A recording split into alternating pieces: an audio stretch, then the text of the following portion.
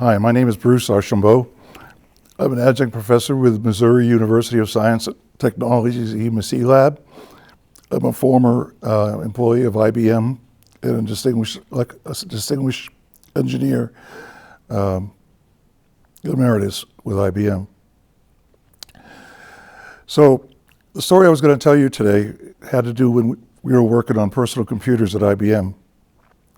We had a tower personal computer, and the front door closed to hide the floppy disk drive that was in it at the time, and now we don't have floppy disks anymore. But anyway, when we closed the door, which was all plastic, the emissions went up at one particular frequency and failed the product.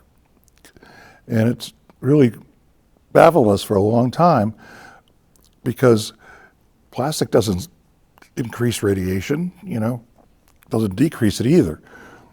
So what in the heck was going on? Well, we finally figured out that the door latch was a piece of metal that was just not connected to anything of some length like this, and it was resonating at a certain frequency, and that was the frequency of the failure.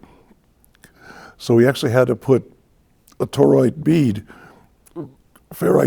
on the door latch to break up the resonance and be able to pass, which really baffled everybody. But it was an interesting problem. One of the things I wanted to mention is that I'm fond of saying that ground is a place for potatoes and carrots. And in our products, we don't have ground. We have current return, or we have maybe a ground reference, which might be the chassis, but we don't have something connected to the dirt usually. So when you think about ground, you really should be talking about current return.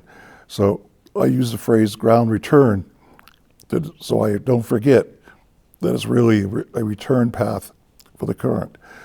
Probably 95% of EMC problems have to do with somehow the return current path is interrupted. So think about your return current path, not just the traces. Thank you for your time.